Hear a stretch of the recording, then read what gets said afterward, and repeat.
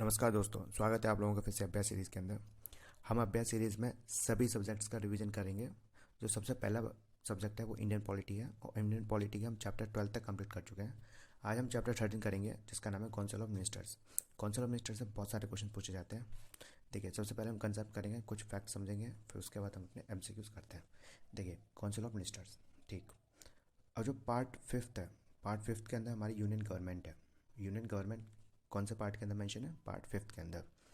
अब देखिए, part fifth के अंदर टोटल चैप्टर्स कितने हैं? चैप्टर हैं 5।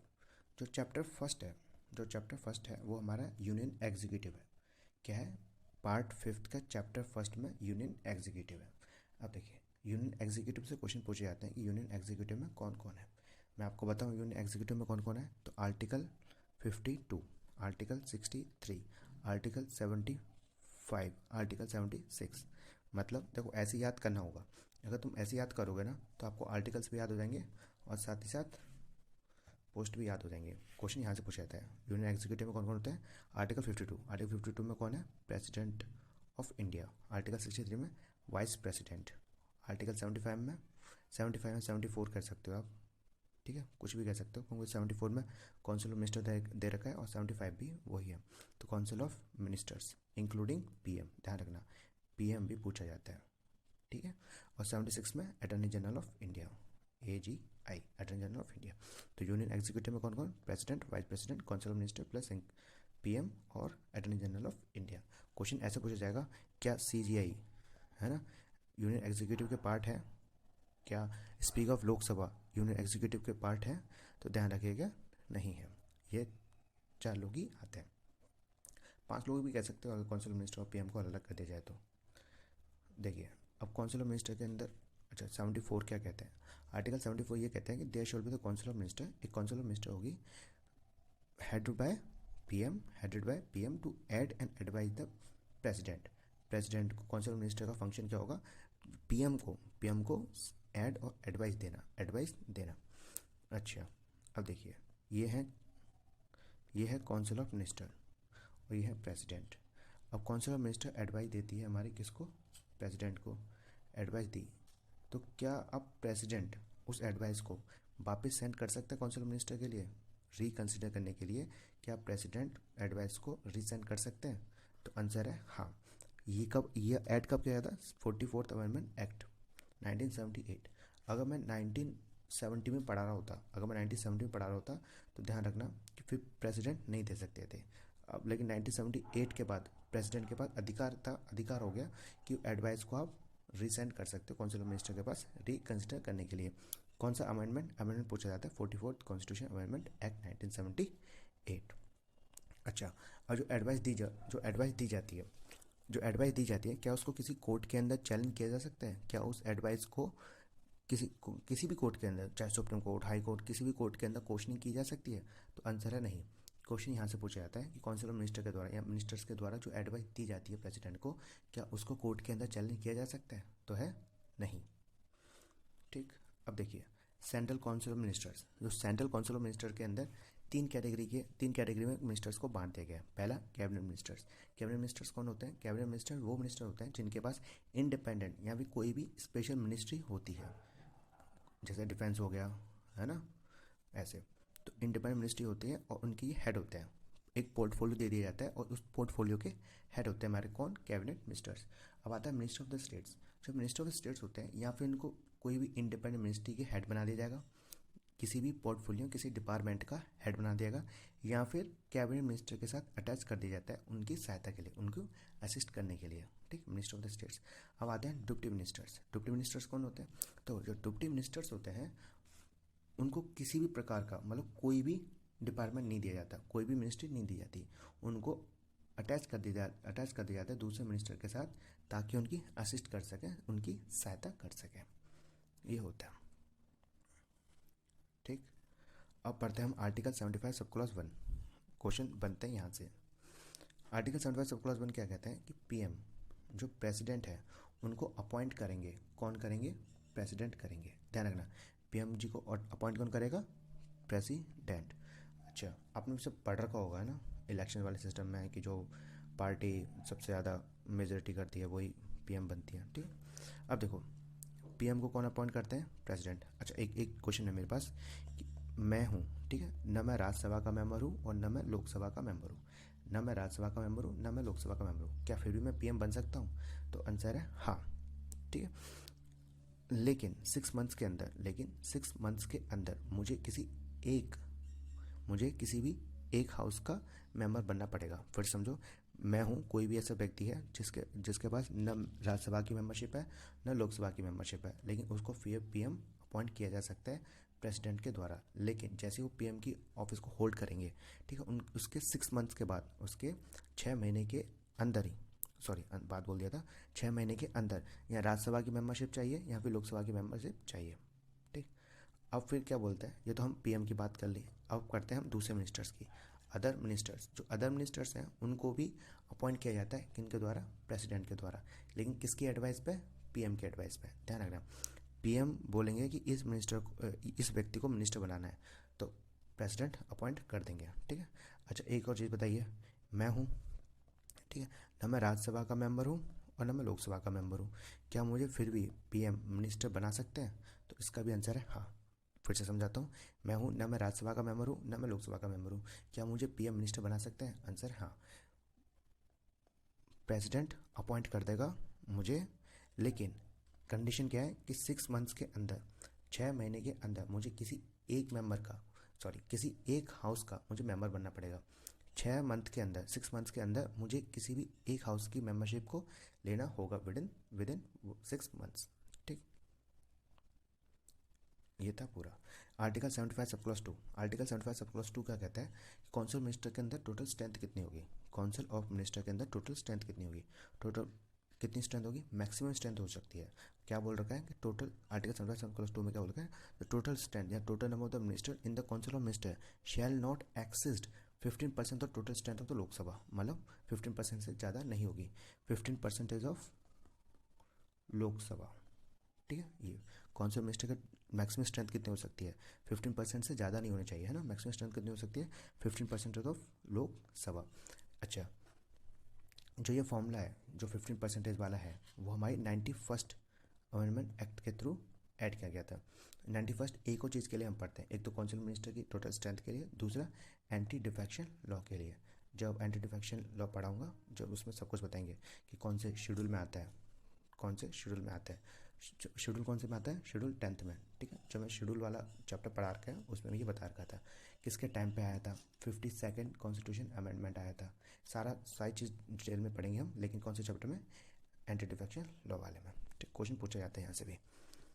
अच्छा एक और चीज़ बताइए मुझे, अगर मैं दिल्ली में हूँ, मान के चलो अगर हम दिल्ली में हैं, अगर दिल्ली हम कौंसिल ऑफ मिनिस्टर पढ़ेंगे, ठीक है, तो कहने का मतलब ये है, दिल्ली की कौंसिल ऑफ मिनिस्टर के अंदर टोटल स्ट्रेंथ कितनी होगी? टोटल स्ट्रेंथ कितनी होगी? 10% ऑफ लेजिस्लेटिव असेंबली। इस चीज़ का ध्यान रखिएगा। अगर दिल्ली को छोड़ के सभी स्टेट्स की, ऑल स्टेट्स की कितनी होगी कौंसिल ऑफ मिनिस्टर में? 15%, ठीक है, 15% ऑफ लेजिस्लेटिव असेंबली। लेकिन दिल्ली के केस में कौंसिल ऑफ मिनिस्टर की कितनी स्ट्रेंथ होगी?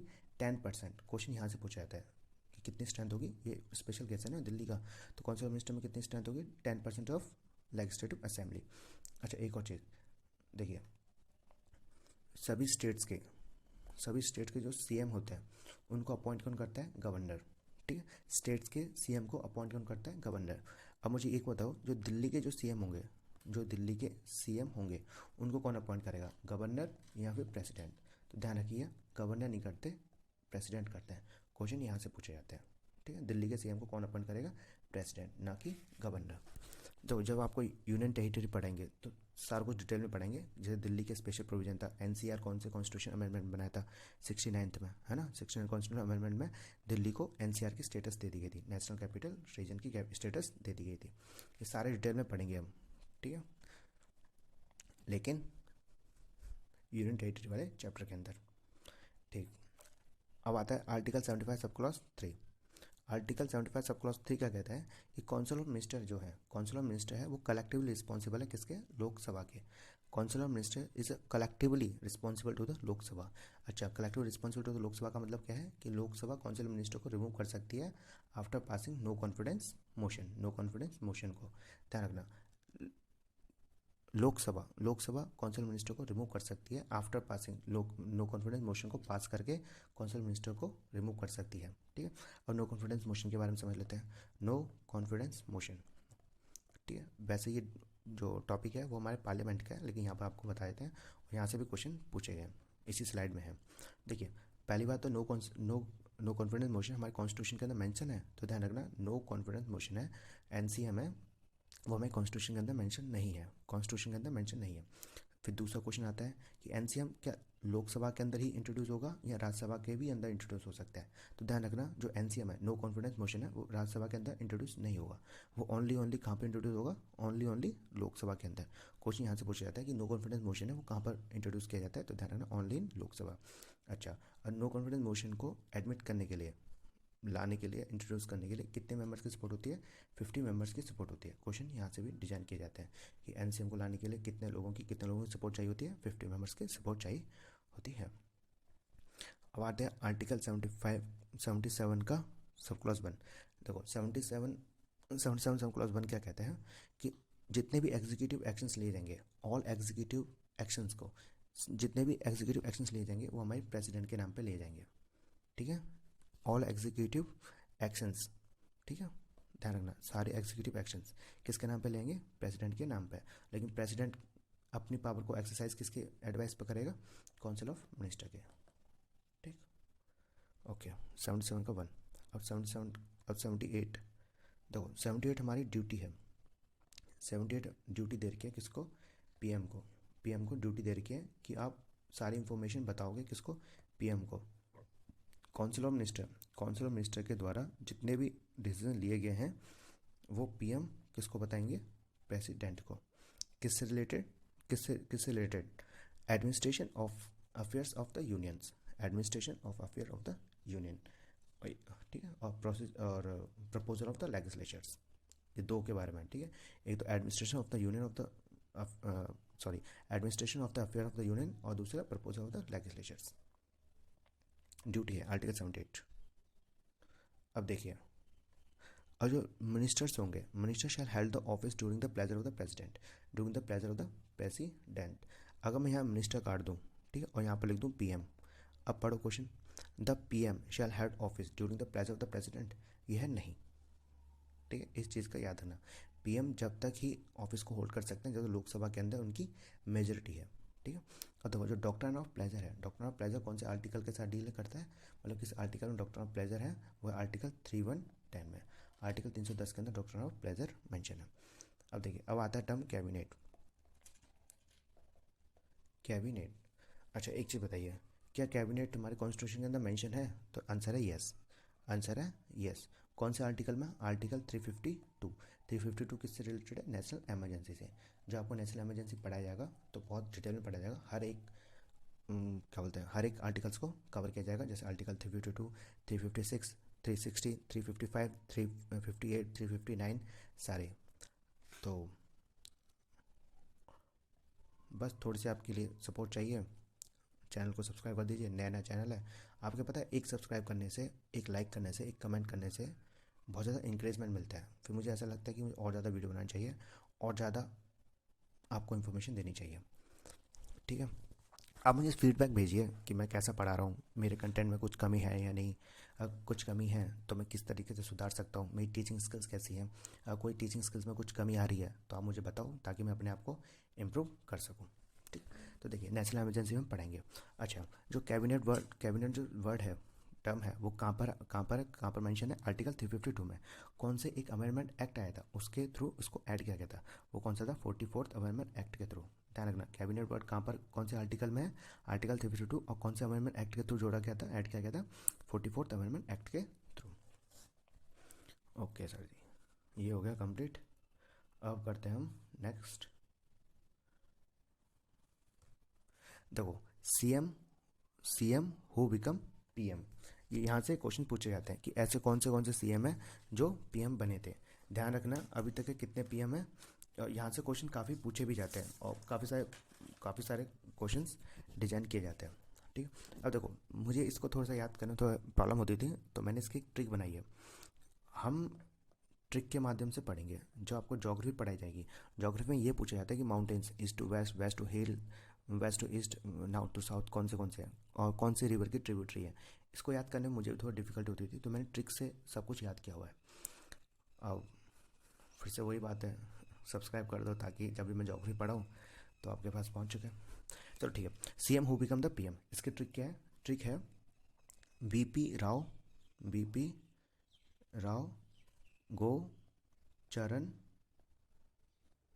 देश, बीपी राव गोचरण देश, बीपी राव गोचरण देश। थोड़ी सी वैसी है लेकिन 5-6 बार आप रिवाइज करो तो आपको समझ में आ जाएगा। तो देखो बीपी सिंह, बीपी सिंह तो कहाँ के थे? ये उत्तर प्रदेश के थे, ठीक है। और राव कहाँ के थे? हमारे आंध्र प्रदेश के। और गोपदे कहाँ के थे? हमारे कर्नाटका के, ठीक है। आंध्र प्रदेश ये यूपी। और चरण कहाँ के थे? यूपी के। और देसाई कहाँ के थे? ये थे महाराष्ट्र के। और जो प्रेजेंट के हैं मोदी, वो तो आपको पता ही होगा, मोदी कहाँ के हैं? गुजरात के थे, है मतलब ठीक है। तो बीपी राव गोचरण देश, बीपी राव गोचरण देश 5-6 बार पढ़ोगे आपको इजीली याद हो जाएगा। यहाँ से क्वेश्चन पूछा जाता है, अगर आप उत्तर प्रदेश में रहते हो या फिर उत्तर प्रदेश की पीसीएस की तैयारी कर रहे हो तो ये क्वेश्चन पूछा जाता है ऐसे कौन से 2 सीएम हैं जो पीएम बने थे। एक तो बीपी सिंह और एक दूसरे चरण सिंह, ठीक है, 2 उत्तर प्रदेश के। अब देखो डिप्टी पीएम, अब आते हैं हमारा डिप्टी पीएम। अच्छा, जो डिप्टी पीएम की जो पोस्ट है, ऑफिस है, क्या वो हमारे कॉन्स्टिट्यूशन के अंदर मेंशन है? कॉन्स्टिट्यूशन के अंदर मेंशन है? तो आंसर है इसका नहीं। कॉन्स्टिट्यूशन के अंदर डिप्टी पीएम की पोस्ट मेंशन नहीं है। अच्छा, तो फर्स्ट डिप्टी पीएम कौन थे? फर्स्ट डिप्टी पीएम थे हमारे सरदार वल्लभ भाई पटेल, सरदार वल्लभ भाई पटेल। सरदार वल्लभ भाई पटेल को आयरन मैन ऑफ इंडिया भी कहा जाता है, ठीक है। जब मॉडर्न हिस्ट्री पढ़ेंगे, जब डिटेल में पढ़ेंगे फिर। अब करते हैं अब लोग करते हैं MCQs. Question number first, which of the following statement is correct about the PM of India? ठीक, prime minister is nominal head of the council of minister. नहीं, पीएम जो होते हैं वो हमारे रियल हेड होते हैं। कौन से होते हैं? रियल हेड होते हैं। तो फर्स्ट स्टेटमेंट गलत हो जाता है। He is not responsible to the parliament. नहीं भाई साहब, रिस्पॉन्सिबल होते हैं, ध्यान रखना। He can not dismiss any of his minister, बिल्कुल डिसमिस कर सकते हैं, कभी भी कर सकते हैं, ठीक है। Prime minister is the real head of council of the minister, बिल्कुल सही है, ठीक है। प्राइम मिनिस्टर हमारे कैसे होते हैं? रियल हेड होते हैं हमारे काउंसिल ऑफ मिनिस्टर के। Second, the prime minister is elect, prime minister of the India is elected, selected, nominated और अपॉइंटेड। तो मैंने बता रखा था अपॉइंटेड होते हैं। कौन अपॉइंट करता है? प्रेसिडेंट, ठीक है। Question number third, which of the following is not true? The president and the governor is immune from the legal action for office act. बिल्कुल सही है। अगर, ठीक है, no court can compel a governor to perform any duty. बिल्कुल सही है। अगर मैं यहाँ पर गवर्नर काट करूँ और प्रेसिडेंट लिख दूँ, फिर से पढ़ना, no court can compel president to perform any duty, तो भी आंसर, तो भी ये स्टेटमेंट सही हो जाएगा। अ 2 months notice is in writing must be delivered to a governor for bringing civil proceeding in respect to their personal act। बिल्कुल सही है। गवर्नर काट दूँ, अब प्रेसिडेंट लिख दूँ, तभी ये स्टेटमेंट सही होगा। देखो आपने ये पढ़ रखा होगा, हालांकि मैंने जो प्रेसिडेंट का चैप्टर पढ़ाया था ये सब चीज़ें नहीं पढ़ा रखी। मैं ओनली उन्हीं चीज़ों को डिस्कस करता हूँ जो हमारे क्वेश्चन में आती हैं, ठीक है। डी पढ़ना, the courts are empower to inquire the advice tender by the minister to the president और द गवर्नर। ध्यान रखना, जो एडवाइस दी गई है क्या उसको कोर्ट के अंदर इंक्वायर की जा सकती है? तो इसका आंसर है नहीं। मैंने आपको पहले बताया था, जो काउंसिल ऑफ मिनिस्टर के द्वारा जो भी एडवाइस दी जाएगी प्रेसिडेंट को, उसको कोर्ट के अंदर चैलेंज नहीं किया जा सकता, कोर्ट के अंदर इंक्वायर नहीं किया जा सकता, ठीक है। तो question number 4, the prime minister of the India is head of central government, ठीक है। तो प्राइम मिनिस्टर जो होते हैं वो हमारे सेंट्रल गवर्नमेंट के हेड होते हैं। तो स्टेट गवर्नमेंट के कौन हेड होते हैं? सीएम होते हैं। जो सीएम होते हैं वो हमारे स्टेट गवर्नमेंट के हेड होते हैं। सीएम स्टेट गवर्नमेंट के हेड होते हैं और पीएम सेंट्रल गवर्नमेंट के हेड होते हैं। और जो प्रेसिडेंट होते हैं वो किसके हेड होते हैं? प्रेसिडेंट हमारे हेड होते हैं हमारे किसके? इंडियन स्टेट्स के, ठीक है। Question number 5, article 78 of the constitution of India let down the duties of. Article 78 में बता रखे, आर्टिकल 78 ड्यूटी किसको देते हैं? प्राइम मिनिस्टर को। Question number 9, the cabinet means, देखो काउंसिल ऑफ मिनिस्टर और कैबिनेट के बीच में डिफरेंस लक्ष्मीकांत में दे रखा है और आशा करता हूँ कि आप लोगों ने पढ़ रखा होगा। यहाँ पर क्या है? Minister with the cabinet rank. Cabinet कौन होता है? Minister with the cabinet rank, ठीक है। ये स्मॉल बॉडी होती है, ये थोड़ी लार्ज बॉडी होती है। इस कैबिनेट के द्वारा जो भी डिसीजन होगा वो पूरे काउंसिल ऑफ मिनिस्टर के पर बाउंड होगा, ठीक है। मान लो कैबिनेट के द्वारा जो भी डिसीजन लिया जाएगा वो हर एक मिनिस्टर को मानना पड़ेगा, ठीक है। तो ये सब आपने डिफरेंस पढ़ रखा होगा। अब करते हैं हम क्वेश्चन नंबर 7th।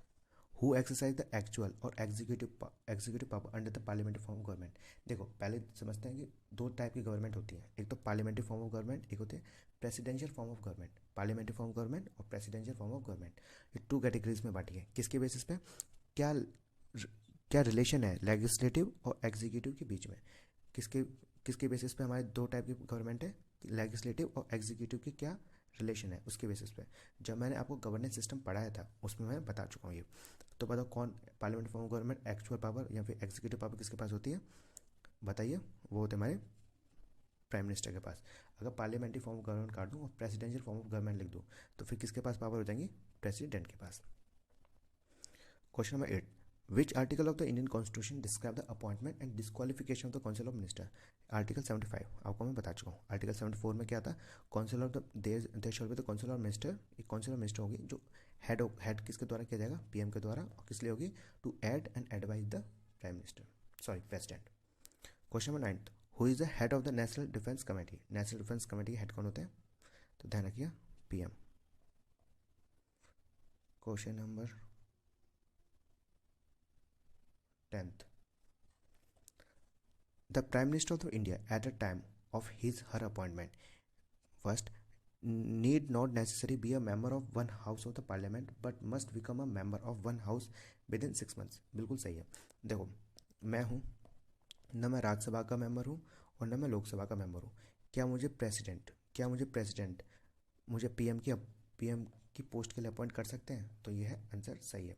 ध्यान रखना, मैं ना राज्यसभा का मेंबर हूँ ना लोकसभा का मेंबर हूँ। क्या मैं तब भी पीएम बन सकता हूँ, तो आंसर है यस। लेकिन एक कंडीशन क्या है कि 6 मंथ्स के अंदर, 6 महीने के अंदर मुझे किसी एक हाउस का मेंबरशिप चाहिए, किसी एक हाउस की, चाहे लोकसभा की या फिर किसी राज्यसभा की, किसी एक हाउस की मेंबरशिप चाहिए विद इन 6 मंथ्स। ध्यान रखना 6 महीने के अंदर। तो ये तो हमारा क्वेश्चन फर्स्ट ही बन जाता है ना, यही है। तो देखो क्या बोल रखा है, need not necessary be the member of house of the parliament but must become a member of Lok Sabha नहीं, चाहे लोकसभा का या फिर राज्यसभा का, किसी एक हाउस का। चाहे लोकसभा की मेंबरशिप को अडॉप्ट करूँ या फिर राज्यसभा की मेंबरशिप को अडॉप्ट करूँ, किसी एक की चाहिए, ठीक है। तो हमारा 10th का यही है। Question number 11th। What is the minimum age requirement to become the PM of India, prime minister of India.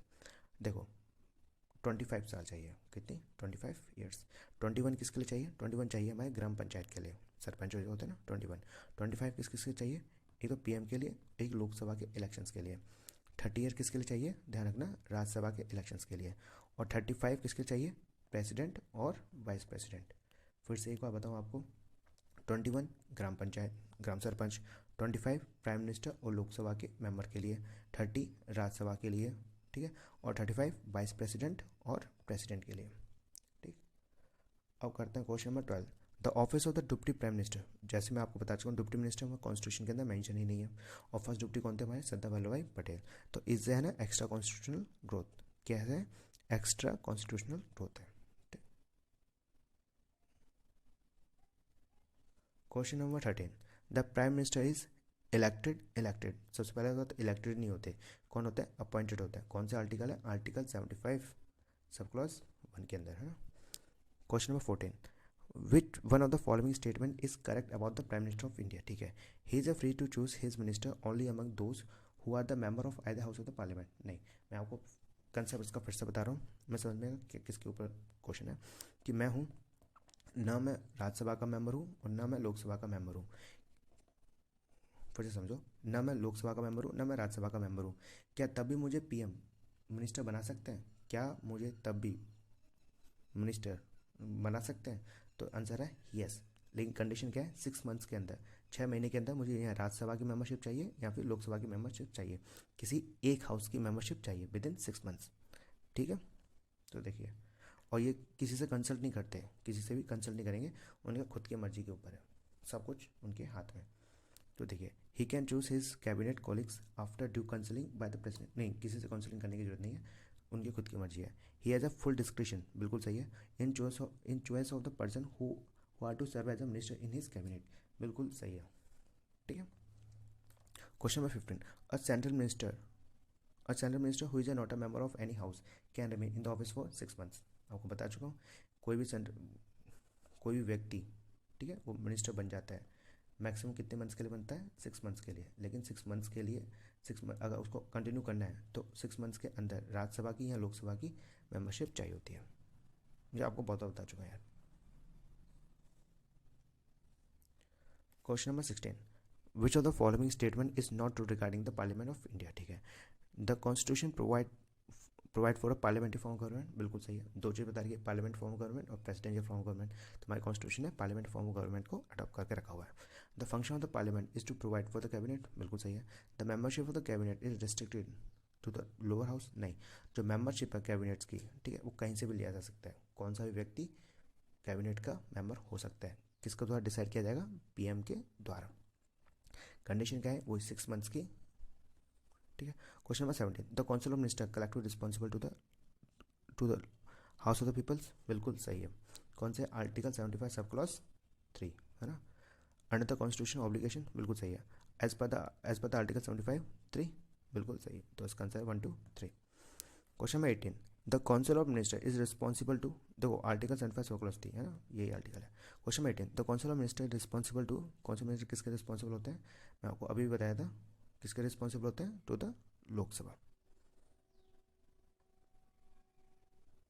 Question number 19, the prime minister of the India is responsible to home, तो prime minister किसके head होते हैं, council of minister के, ठीक है। और council of minister किसकी responsible होते हैं, कलेक्टिव रिस्पॉन्सिबल किसकी होती है, लोकसभा की, तो Lok Sabha. Question number 20, consider the following statement in the context of the Indian constitution, the union council of ministers shall be collective responsible to the Lok Sabha, बिल्कुल सही है। सेकंड क्या बोलता है, union minister shall hold the office during the presence of the prime minister of the prime minister, नहीं नहीं नहीं नहीं नहीं, देना ना, प्राइम मिनिस्टर नहीं, कौन, प्रेसिडेंट। यूनियन मिनिस्टर, अब देखो करेक्ट स्टेटमेंट क्या होगा, union minister shall hold office during the pleasure of president of India. जो मैंने बताया था डॉक्टर ऑफ प्लेजर, कौन से आर्टिकल में, आर्टिकल 3110 के अंदर, ठीक है। तो क्या हो जाता है, correct one. Question number 21, consider the following statement, the council of the minister in the centre shall be collectively responsible to the parliament. देखो ये स्टेटमेंट थोड़ा सा वैसा है, पार्लियामेंट के अंदर देखो लोकसभा भी आता है, राज्यसभा भी आता है, और पार्लियामेंट के अंदर प्रेसिडेंट भी आते हैं। क्वेश्चन यहाँ से पूछा जाता है कि क्या प्रेसिडेंट पार्लियामेंट का पार्ट है, तो आंसर है यस, ठीक है। जो मैंने प्रेसिडेंट वाला चैप्टर पढ़ा था उसमें मैंने बता रखा है क्यों पार्लियामेंट को, सॉरी प्रेसिडेंट को पार्लियामेंट का पार्ट माना जाता है ना, क्यों, चैप्टर प्रेसिडेंट वाले चैप्टर में बता चुका आपको। सेकंड क्या है, तो union minister shall hold office during the pleasure of the president of India, बिल्कुल सही है। The prime minister shall communicate to the president about the proposal for the legislation, बिल्कुल सही है, आर्टिकल 78, ठीक है। तो इसका आंसर देखो, इसका आंसर 3 तो एब्सोल्युटली राइट है, लेकिन इसका देखो 3 किसी में है नहीं, ठीक है, ओनली 3 तो किसी में है नहीं, तो हमें फर्स्ट भी मानना पड़ेगा। तो फर्स्ट 1 और 3, अच्छा मतलब थोड़ा क्लियर स्टेटमेंट नहीं है। पार्लियामेंट में तीनों पार्ट है, अगर इसको हटा के लोकसभा दे देता, ठीक है, तो कन्फर्मली हमारा आंसर होता। लेकिन अब इसमें जो ऑप्शंस हैं, ऑप्शन में ओनली 3 नहीं है, तो ठीक है, तो इसका आंसर सी माना जाएगा। Question number 22, the council of the minister has to resign if no confidence motion is passed by the majority of the member of, ध्यान रखना कौन नो कॉन्फिडेंस मोशन के बारे में फिर से बता रहा हूँ। नो कॉन्फिडेंस मोशन हमारे कॉन्स्टिट्यूशन के अंदर मेंशन नहीं है, ओनली लोकसभा के अंदर ही पास हो सकता है, लोकसभा के अंदर ही पास होगा, और 50 मेंबर की सपोर्ट चाहिए। तो बताओ, तो लोकसभा के अंदर, ठीक। Question number 23, the number of the Lok Sabha members required to table a no confidence motion against the council of minister, 50 members. देखो कितने क्वेश्चन में पूछा गया, एग्जाम से पूछा गया। Question number 24, consider the following statement regarding the no confidence motion in India, there is a no mention of the no confidence motion in the constitution of India. जैसे मैं आपको बता चुका हूँ, नो कॉन्फिडेंस मोशन हमारे constitution के अंदर mention नहीं है, ISP 2014 में। A motion of no confidence motion can be introduce in the Lok Sabha only, बिल्कुल सही है, तो both of right. Question number 25, who was the law minister in the first cabinet of post independence India, कौन थे law minister, कौन थे, doctor Bhimrao Ambedkar. 26 which of the following term does not appear the constitution of India, कौन सा term constitution के अंदर नहीं है, ठीक है। एनुअल फाइनेंस स्टेटमेंट है, कौन सा आर्टिकल है 112, ये हम पार्लियामेंट के अंदर पढ़ेंगे, ठीक है। अप्रोप्रिएशन बिल 114, ये भी हम पार्लियामेंट के अंदर ही पढ़ेंगे। आर्टिकल 112 एनुअल फाइनेंस स्टेटमेंट और अप्रोप्रिएशन बिल आर्टिकल 114। जब बजट ऐसा टर्म यूज़ नहीं करेगा। कॉन्सुलर फंड ऑफ इंडिया बिल्कुल है। तो कॉन्स्टिट्यूशन के अंदर 3 तरह के फंड बता के रखे हुए हैं। आर्टिकल 266 कौन सा, consulate fund of India. Article 266 के अंदर ही है public account of India. Article 267 के अंदर कॉन्टीजेंसी फंड ऑफ इंडिया, ठीक है।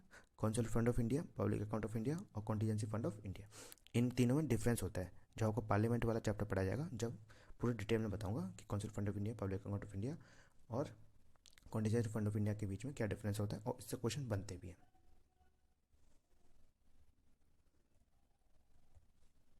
Question number 27, who among the following held the office of prime minister of the India more than once. Jawaharlal Nehru, Indira Gandhi, Gulzarilal Nanda और W Vajpayee.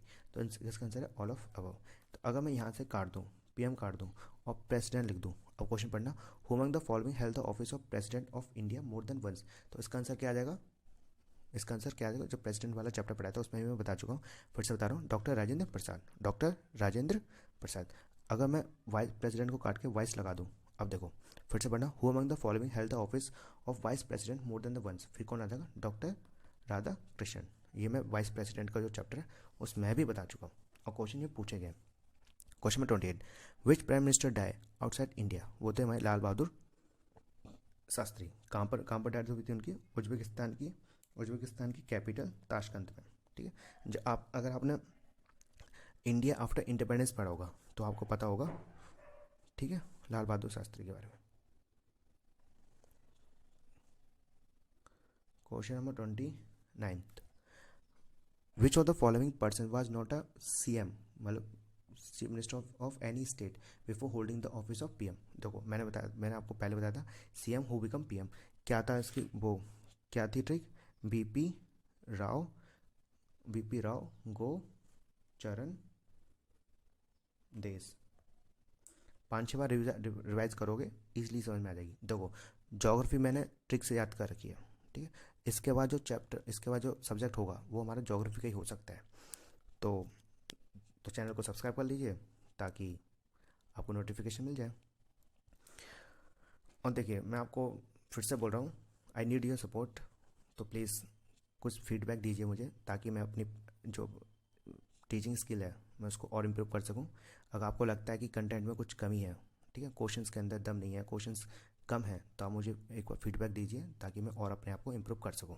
तो देखिए बीपी राव गो चरण देश, बीपी राव कहाँ के थे, सॉरी बीपी सिंह कहाँ के थे, उत्तर प्रदेश के। राव कहाँ के थे, नरसिम्हा राव हैं आंध्र प्रदेश के। और गोवदे कहाँ के थे, कर्नाटका के। और चरण कहाँ के थे, ये भी यूपी के थे। और देसाई कहाँ के थे, महाराष्ट्र के, ठीक है। एक और भी हैं अभी प्रेजेंट में, कौन है प्रेसिडेंट, वो सॉरी प्राइम मिनिस्टर कौन है अभी प्रेजेंट में, मोदी, वो कहाँ के, गुजरात के, ये तो पता होगा आपको, ठीक है। अब क्वेश्चन पढ़ते हैं, नॉट अ सीएम, ठीक है। मोर्जी देसाई देश बिल्कुल है। पीवी नरसिम्हा राव बिल्कुल है। चरण सिंह है बिल्कुल। चंद्रशेखर है नहीं, चंद्रशेखर नहीं है, तो इसका आंसर 29 का डी बन जाता है। देखो क्वेश्चन काफ़ी पूछे जाते हैं, अभी रिसेंटली यूपी पीसीएस प्री 2021 में पूछ चुके हैं। Question 30, match the following state and their respective CM who become PM of India, ठीक है। पीवी नरसिम्हा राव, देखो राव कहाँ के, आंध्र प्रदेश के, तो ये बन जाता है आंध्र प्रदेश। मोरारजी देसाई मैंने बता रखा था कहाँ के, महाराष्ट्र के, मोरारजी देसाई महाराष्ट्र के। दो कोर्स मैंने लिखे नहीं है, देखो कोर्स को टाइप करने में लग जाता है टाइम, सही बताऊँ, मुझे खुद का भी पढ़ना पड़ता है और आप लोगों के वीडियो बनानी पड़ती है और पूरा दिन चले जाता है समझ रहे हो। SD गोवदे कहाँ के, कर्नाटका के। बस आपको याद करना है यार, मैं तो बस इसलिए वीडियो लेके आता हूँ ताकि आप लोगों को याद हो सके। कोड को करने से कुछ फ़ायदा नहीं होता है ना, कोड लिखूँ फिर आप ए का फर्स्ट, ए का 2, ए का सी का 3, ये सब वैसे ही मामला है, हल्का मुल्का मामला है, बस आपको पूरे ऑप्शन याद होने चाहिए। चरण सिंह उत्तर प्रदेश के, नरेंद्र मोदी गुजरात के, ठीक है। कोड में लिखे नहीं है, जो ठीक है, आशा करता हूँ ये समझ में आ गया होगा। बीपी राव गो चरण देश, ठीक। Question number 31, which one of the following prime minister of India never attend the parliament during his tenure? कौन थे? चौधरी चरण सिंह। ठीक है, ये तो फैक्चुअल है, पूरा पढ़ना पड़ेगा। क्वेश्चन नंबर 32, द वर्ड मंत्रिमंडल मतलब cabinet is mention only once in the constitution, that is in article, मैं बताता हूँ, आर्टिकल 352 में। ठीक, कौन सा amendment? 44th amendment act, national emergency. Question number 33, देखो आर्टिकल 74 में बता चुका हूँ, आर्टिकल 356 किससे रिलेटेड है? कॉन्स्टिट्यूशनल इमरजेंसी या फिर प्रेसिडेंशियल रूल, इमरजेंसी वाले चैप्टर में पढ़ेंगे। और आर्टिकल 76 AGI से, है ना, अटॉर्नी जनरल ऑफ इंडिया। जो हमारा नेक्स्ट चैप्टर होगा वो अटॉर्नी जनरल ऑफ इंडिया और हमारा कैग के ऊपर होगा। ठीक है, कंट्रोलर ऑडिटर जनरल के ऊपर। Question number 33, the policy of liberalisation, privatisation और ग्लोबलाइजेशन, इसको LPG कहते हैं। LPG कब आई थी? 1991 में। आपने इकोनॉमी में पढ़ा होगा। Was announce as a new economy policy by the PM। तो PM उस टाइम पे कौन थे? नरसिम्हा राव। अच्छा, नरसिम्हा राव की जो ड्यूरेशन थी वो 1991 से लेके 1996 तक थी। ये तो LPG के बारे में पूछा है। एक क्वेश्चन और पूछा जाता है कि 73rd और 74th कॉन्स्टिट्यूशन अमेंडमेंट एक्ट 1993, ये देखो 1993, 73rd किससे रिलेटेड है? पंचायती राज से। और 74 किससे रिलेटेड है? हमारा म्यूनिसपैलिटी से। 73 के बारे में आपको सब कुछ बता चुका हूँ, किसी एक वीडियो में मैंने बताया था। 73 से सारी रिलेटेड पंचायती राज से, सारी तो नहीं लेकिन हल्की हल्की बताई थी बस। देखो 1993 तो किसके टाइम पे आए थे? ये भी PV नरसिम्हा राव। क्वेश्चन पूछा जाता है पंचायती राज का जो सिस्टम है उसके अंदर कि 73 और 74 यहाँ भी पंचायती राज इंस्टीट्यूट, पंचायती राज के सिस्टम कब इंट्रोड्यूस किया गया था? कौन से प्राइम मिनिस्टर के द्वारा? PV नरसिम्हा राव। कई सारी कमेटी आई थी, बलवंत राय मेहता कमेटी, अशोक राय मेहता कमेटी, है ना, JVK Rao committee, LM Sanghvi committee, सारी कमेटीज पढ़ेंगे हम। सबसे पहले कहाँ पर हुआ था? 2 अक्टूबर 1959 नागौर डिस्ट्रिक्ट कहाँ पर है? गुजरात के अंदर। और दूसरा स्टेट में कहाँ पर? आंध्र प्रदेश में। सारी डिटेल में हम पढ़ेंगे सब कुछ। क्वेश्चन नंबर 34, AR का क्वेश्चन है, the council of minister is in the union of India is collective responsible both to the Lok Sabha और द राज्यसभा? नहीं, council of minister only Lok Sabha के लिए रिस्पॉन्सिबल, राज्यसभा के लिए रिस्पॉन्सिबल नहीं है। The member of both Lok Sabha and the Rajya Sabha are eligible to be the minister of the union government. बिल्कुल सही है, क्या दिक्कत है? तो देखो R is false, sorry A is false and R is true, D answer. Question number 35, consider the following statement and choose the correct answer from the code given below. AR का है, describing a person as a deputy prime minister, as a deputy PM is a political decision. बिल्कुल सही है, deputy prime minister की जो वो है post है, ऑफिस है, वो हमारे कॉन्स्टिट्यूशन के अंदर मेंशन ही नहीं है। It does not confirm on him any power of the prime minister. बिल्कुल सही है। एक्सप्लेनेशन तो गलत है लेकिन both statement are correct. Explanation is not correct. Question number 36, consider following statement, the executive power of union of India vested in the PM। नहीं, PM नहीं, क्या है? प्रेसिडेंट है। अपन the executive power of the union of India vested in the president. ठीक है, article कौन सा है? आर्टिकल 53। अगर आपने वही, अगर प्रेसिडेंट की, अगर आपने प्रेसिडेंट का चैप्टर पढ़ा होगा, मैंने बना रखा है वीडियो, तो उसमें मैंने बता रखा है ना, आर्टिकल 53।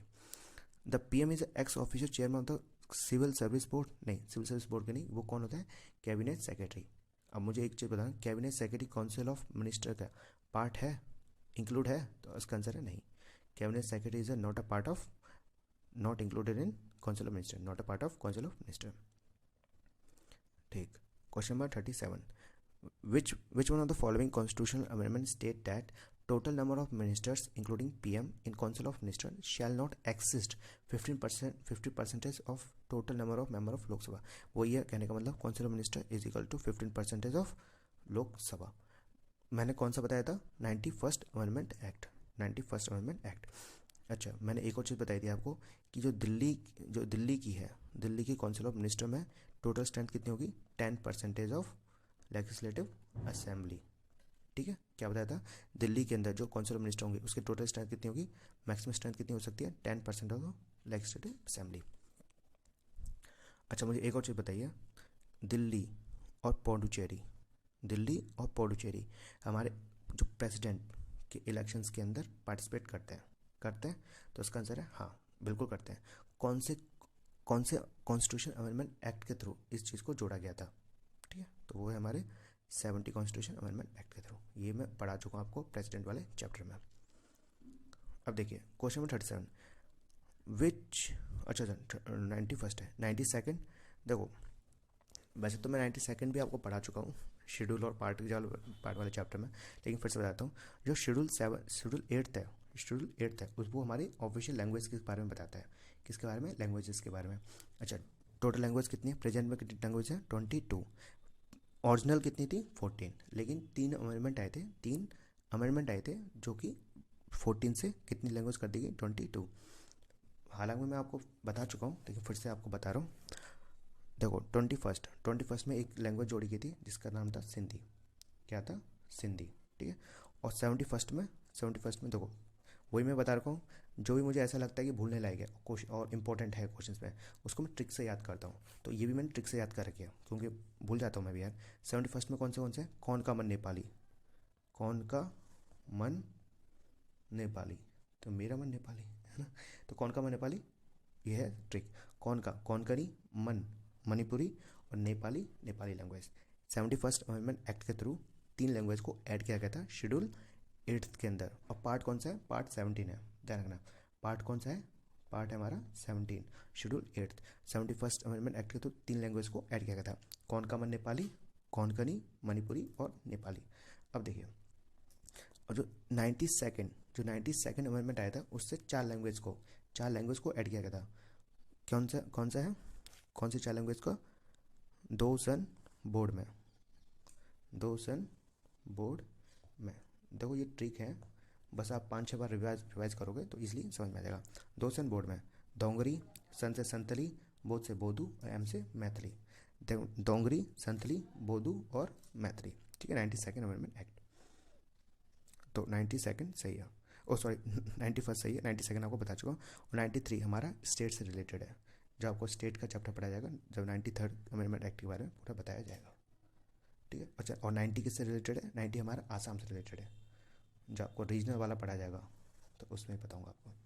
तो question number 38, the reorganisation of union cabinet is based on the report of Gopala Swami Ayyangar. Fact है, डायरेक्ट पढ़ लीजिएगा। Question number 39, who give the slogan Jai Jawan जय किसान? ये बहुत फेमस है, किसके द्वारा दिया गया था? लाल बहादुर शास्त्री के टाइम पे। कब? जब इंडो पाकिस्तान वार हो रहा था जब। ठीक है, लाल बहादुर शास्त्री, जय जवान जय किसान। अब देखो, इंदिरा गांधी ने भी एक बहुत फेमस स्लोगन दिया है। क्या है उसका? गरीबी हटाओ। ये जो इकोनॉमी वाले चैप्टर पढ़ते हैं, इकोनॉमी के अंदर क्वेश्चन पूछा जाता है कि गरीबी हटाओ किसके द्वारा स्लोगन दिया गया था? इंदिरा गांधी के। अच्छा, कौन से 5 ईयर प्लान के अंदर ये क्वेश्चन पूछा जाता है? गरीबी हटाओ का जो नारा है, स्लोगन है, वो कौन से 5 ईयर प्लान के अंदर आया था? ध्यान रखना, फिफ्थ 5 ईयर प्लान के अंदर गरीबी हटाओ किसके द्वारा दिया गया था? इंदिरा गांधी। और जय जवान जय किसान लाल बहादुर शास्त्री। कौन से? लाल बहादुर शास्त्री। और चौधरी चरण सिंह के बारे में मैं आपको बता चुका हूँ। ठीक है। Question number 40, what is the tenure of the prime minister of India? ठीक है, continue with the tenure of the Lok Sabha? नहीं। Continue with the tenure of the president? नहीं। As long as he enjoy the support of majority in the Lok Sabha. मैं आपको पहले बता चुका था कि प्राइम मिनिस्टर अपने ऑफिस में कब तक रहेंगे? जब तक लोकसभा के अंदर उनकी मेजोरिटी बनी रहेगी। Question number 41, who was the prime minister of India during the emergency between the year 1975 to 1977? देखिए, नेशनल इमरजेंसी हमारे आर्टिकल 352 के साथ डील करती है। आर्टिकल 352 नेशनल इमरजेंसी, 3 बार नेशनल इमरजेंसी को लगाया गया है। ठीक, ये सारे के सारे हम आर्टिकल्स, सारी जितनी बार तीनों इमरजेंसी क्यों लगाई गई थी सारे हम पढ़ेंगे, लेकिन इमरजेंसी वाली प्रोविजंस के अंदर। ठीक है, इमरजेंसी 3 प्रकार के होते हैं, 352, 356, 360। और कौन सी आर्टिकल पढ़ते हैं हम? 355, 358, 359 और 365। बहुत सारी चीज़ें होती हैं और इमरजेंसी का बहुत सारे क्वेश्चंस पूछे भी जाते हैं एग्जाम्स के अंदर। लेकिन जब हम इमरजेंसी वाला चैप्टर पढ़ेंगे उसमें हम बड़ी डिटेल के अंदर सारे आर्टिकल्स को कवर करेंगे। तो अब देखिए, जब इमरजेंसी लगाई गई 1975 से लेकर 1977, तो इंदिरा गांधी की गवर्नमेंट थी। ठीक है, इंदिरा गांधी गवर्नमेंट थी। इंदिरा गांधी उस टाइम पे हमारी प्राइम मिनिस्टर थी। अब देखो, इमरजेंसी लगने के कारण इंदिरा गांधी की इमेज हो गई थी इमेज फॉल डाउन हो गई थी, गिर गई थी लोगों के सामने। तो फिर जब 1977 में जब इलेक्शंस हुए तो हमारी पहली बार ऐसे हिस्ट्री में हुआ था कि नॉन कांग्रेस गवर्नमेंट बनकर आई थी। कौन थी वो? जनता गवर्नमेंट। कौन सी? जनता गवर्नमेंट। और उसके पीएम कौन थे? उसके हेड कौन थे? मोरारजी देसाई। ठीक है, तो उस टाइम पर ये दो क्वेश्चन में 43 पढ़ो, the first non Congress government at the centre was led by Morarji Desai. कौन थे उस टाइम पे पीएम? मोरारजी देसाई। अब देखो question number 42, under the administration of which one of the following is the department of atomic energy. Department of atomic energy किसके under administration में? PM office के, PMO.